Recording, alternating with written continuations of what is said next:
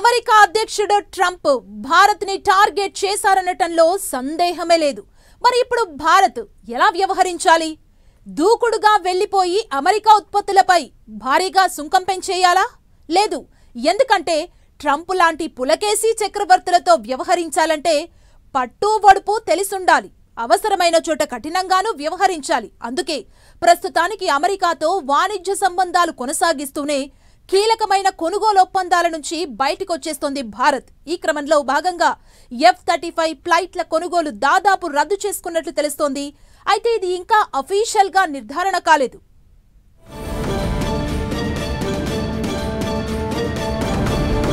Tariff తో కొట్టిన Trump కి లాజిక్ తో కొట్టిన భారత్.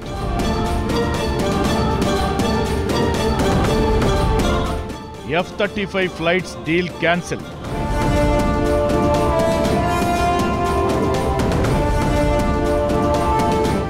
రష్యా నుంచి క్రూడ్ ఆయిల్ కొంటున్నందుకు భారత్ పై ఆంక్షల కొరడా జలిపించిన ట్రంప్ కి కేంద్రం షాక్ ఇచ్చింది.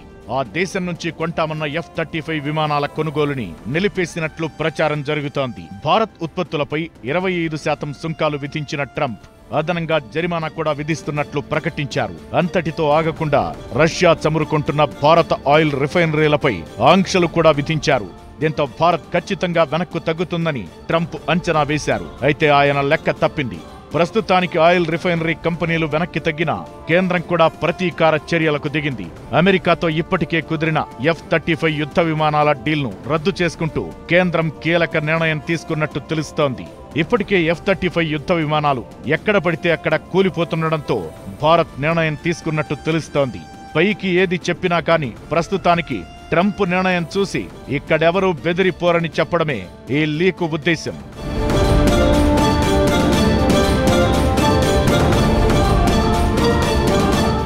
అయితే అసలు ట్రంప్ ఖచ్చితంగా భారత్ ని టార్గెట్ చేశారు అనడానికి కొత్త సుంకాల బోర్డే నిదర్శనం.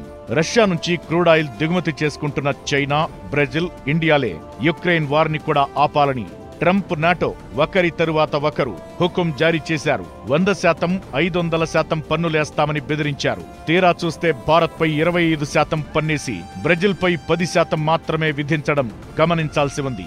అలానే చైనాపై సుంకం ఊసేలేదు.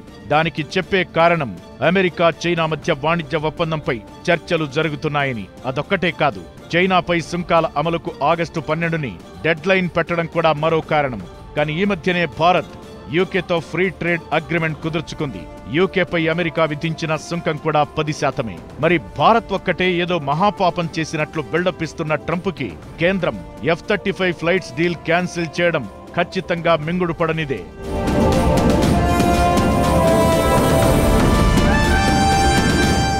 అసలిదంతా కూడా ట్రంప్ బ్లాక్ మెయిల్ వ్యూహాలు తప్ప మరోటి కాదు. ఆగస్టు 1 నుంచి కొత్త సుంకాలు అమలవుతాయని చెబుతూనే ఆగస్టు 7లోపు వాణిజ్య నౌకల్లోకి చేర్చిన వస్తువులు అక్టోబర్ 5లోపు అమెరికాకు చేరితే కొత్త సుంకాల నుంచి మినహాయింపు ఉంటుందని స్వయంగా అమెరికన్ అడ్మినిస్ట్రేషనే ప్రకటించింది.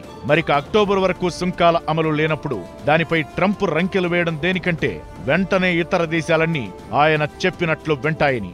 అయితే భారత్ మాత్రం అమెరికాతో మరీ కటువుగా వ్యవహరించకుండా వాణిజ్య సంబంధాలు కొనసాగిస్తూనే అవసరమైన చోట కఠినంగా ఉండాలని నిర్ణయించినట్టు తెలుస్తోంది. వాటిలో భాగంగానే అమెరికా నుండి సహజ వాయువు కొనుగోళ్లు పెంచడం, కమ్యూనికేషన్ పరికరాలు, బంగారం దిగుమతులను పెంచాలని భావిస్తోంది. దీనివల్ల వచ్చే 4 ఏళ్లలో అమెరికాతో భారత వాణిజ్య లోటు పూడ్చుకునే అవకాశం ఉన్నట్టు తెలుస్తోంది.